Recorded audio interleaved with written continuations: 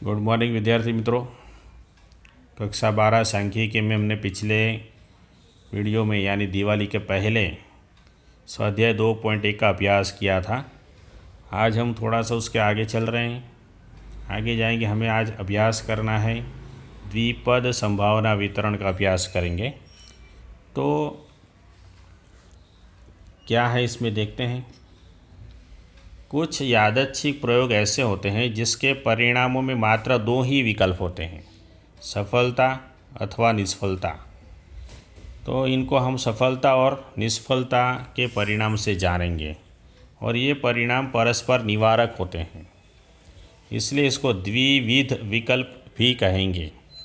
तो यहाँ तक हमें पता चल गया कि कुछ यादृच्छिक प्रयोग में परिणामों के मात्र दो ही विकल्प होते हैं, जिसमें हम सफलता को S और निष्फलता को F से निर्देशित करेंगे और इन घटनाओं की संभावनाओं को, सफलता की जो संभावना है उसको P से दर्शाएंगे और निष्फलता की जो संभावना है उसे Q से दर्शाएंगे और दोनों संभावनाओं का योग होता है 1।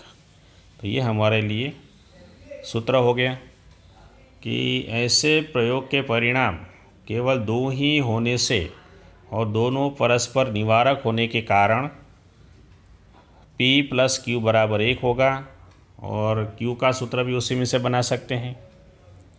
आगे चलेंगे। बर्नौली के प्रयत्न, उसके अंदर गुण देखते हैं। बर्नौली के प्रयत्न के गुण, पहला गुण देखते हैं। प्रत्येक बर्नौली प्रयत्न पर मिलने वाली सफलता की संभावना अचल होती है। बर्नौली प्रयत्न परस्पर निरपेक्ष हैं, अर्थात किसी भी प्रयत्न पर मिलने वाली सफलता या निष्फलता उसके पूर्व के प्रयत्न पर मिली सफलता या निष्फलता पर आधारित नहीं होते। सफलता और निष्फलता दोनों निवारक और निःशेष घटनाएं हैं, अर्थात P + Q = 1 भी हो सकता है। द्विपद संभावना वितरण शुरू करेंगे। उसके अंदर हमारे पास ये लंबा सा सूत्र है। हमारे पास सूत्र तो वैसे यहाँ तक ही है, इतना छोटा सूत्र माना जाएगा। ये सूत्र हमारे पास है, इतना छोटा ये सूत्र है। उसके बाद द्विपद वितरण के गुणधर्म देखेंगे।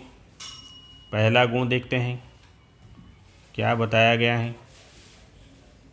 पहले गुण में बताया गया है कि यह असतत वितरण है। फिर इसके दो प्राचल हैं N और P।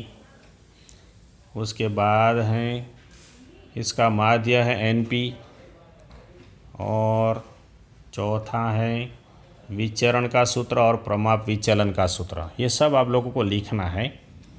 उसके बाद एक और सूत्र है हमारे पास, निष्फलता Q का सूत्र। छठे में देखेंगे तो P का मूल्य 1/2 से कम आएगा तो विषमता धन होगी। P का मूल्य यदि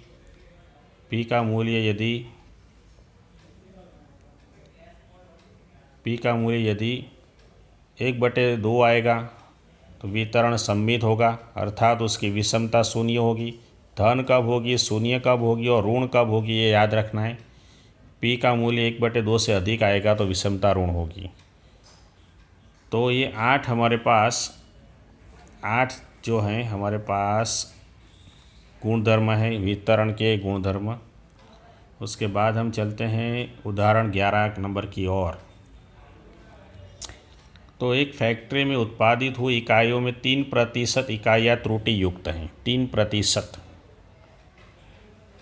इन उत्पादित इकाइयों में से यादृच्छिक रूप से 4 इकाइयों का चयन किया जाता है। याद रखिए 4 इकाइयों का चयन करना है, यानी हमारे पास N = 4 और उसमें से एक भी इकाई त्रुटि युक्त न मिले उसकी संभावना के मान की गणना कीजिए। तो त्रुटि युक्त हो उस घटना को सफलता माने तो सफलता की संभावना हो गई 3%। 3% यानी 3/100 करना पड़ेगा। 3/100 करेंगे तो हमें मिल जाएगा 0.03, हमें मिलेगा 0.03। ये जो आप लोगों को दिख रहा है उसी का मूल्य यहाँ पे आता है। चलो ये P और N मिल गए हमें, ठीक है। और एक भी इकाई त्रुटि युक्त न हो, इसका मतलब कि x बराबर 0 लेना है। अब हमारे पास ये सूत्र है, हमने पहले भी ऊपर देखा था, जिसमें हम x बराबर 0 लेते हैं। यहाँ पर देखिए x बराबर 0, यहाँ पर भी 0, यहाँ पर भी 0 और यहाँ पर भी 0। हमें मात्र P और N का मूल्य ही रखना है। P और N का मूल्य रखेंगे, x बराबर 0 लेंगे, 4C 0 यानी 1 हो गया, 0 घात तो ये भी 1 हो गया, मात्र यही बचेगा। 0.97 की 4 घात करेंगे तो हमें आंसर मिलेगा 0.8853। तो एक भी इकाई त्रुटि युक्त न हो उसकी संभावना का मान होगा 0.8853। बहुत ही आसान सवाल था। 12 नंबर को देखते हैं। तो 12 नंबर में क्या पूछा गया है, सभी सवाल में से हमें मात्र P और N को ही पकड़ना है खास रूप से। यहाँ पर एक शहर में रहने वाले व्यक्ति मांसाहारी हो, उसकी संभावना 0.20 यानी P मिल गया। फिर हमें 6 व्यक्तियों को का चयन करना, तो N बराबर 6 मिल गया। और अधिक से अधिक 2 व्यक्ति मांसाहारी हो, उस संभावना का मान का परिगणन कीजिए। अधिक से अधिक 2 यानी 2 या 2 से कम होंगे, यानी हमें x बराबर 0, 1 और 2 लेना है सूत्र के अंदर। सूत्र तो हमें पता ही है, ये वाला हमारा सूत्र है जिसमें हम x बराबर 0, 1 और 2 लेंगे। देखिए यहाँ पर x का मूल्य 2 या 2 से कम है, तो x बराबर 0, 1 या 2 लेंगे। इस सूत्र के अंदर हमें x बराबर 0, 1 और 2 लेकर हमें प्लस करना है। इसमें 0 लिया हुआ है, इसमें 1 लिया और इसमें 2 लिया है। इसका हल निकालने पर हमें आंसर प्राप्त होता है 0.9011। ये भी बहुत आसान है। 13 नंबर की ओर चलते हैं। इसमें वितरण का माध्य और विचरण दिया गया है। माध्य यानी NP और विचरण यानी NPQ। तो इसी में NP का मूल्य रखेंगे तो Q का सूत्र भी मिल जाता है, हमें Q मिलेगा। NP मतलब कि हमें विचरण बटे माध्य करने पर Q मिल जाता है। ये विचरण हमने लिया बटे माध्य किया है तो हमें मिल गया 0.7 यानी कि Q मिल गया, ठीक है। Q मिल गया तो हमें P ज्ञात करना हो तो बहुत आसान ये सूत्र हमारे पास है। 1 - Q यानी 1 - 0.7 करेंगे तो 0.3 मिलेगा। उसके बाद हमें N ज्ञात करना है। N ज्ञात करने के लिए NP बटे P, NP यानी माध्य का मूल्य हमारे पास है, P हमें ऊपर मिल गया। उसका हल निकालेंगे तो 13 मिलेगा, N मिल गया 13। तो बर्नौली के प्रयत्नों की संख्या हो गई 13, फिर N मिल गया 13, P मिल गया और Q मिल गया। बहुत है हमारे पास। तो हमें ज्ञात करना क्या था, PX ज्ञात कीजिए। PX ज्ञात करना यानी सूत्र के अंदर हमने जो ऊपर अभी यहाँ पर जो सूत्र देखा, ये वाला सूत्र, इसी सूत्र के अंदर हमें P, Q और X रख देना है। यहाँ पर देखिए इस सूत्र के अंदर P और Q का मूल्य रखा है, X का नहीं रखा है। X तो हमें दिया ही नहीं है। 14 नंबर का सवाल देखेंगे।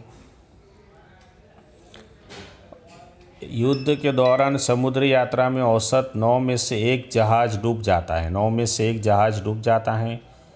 वह 6 जहाज़ के काफ़िले में से 5 जहाज़ यात्रा करके सुरक्षित वापस आए तो उसकी संभावना का मान ज्ञात करना है। तो युद्ध के दौरान समुद्री यात्रा करने वाले 6 जहाज़ में से सुरक्षित वापस आने वाले जहाज़ की संख्या, तो जहाज़ में काफ़िले में कुल जहाज़ की संख्या है 6। हमारे पास N तो बहुत आसानी से मिल गया कि हमारे पास 6 जहाज़ हैं। उसके बाद P का मान ज्ञात करेंगे। P यानी सफलता। 9 में से यदि 1 जहाज़ डूब जाएगा तो बाकी बचेंगे 8। P मिल गया।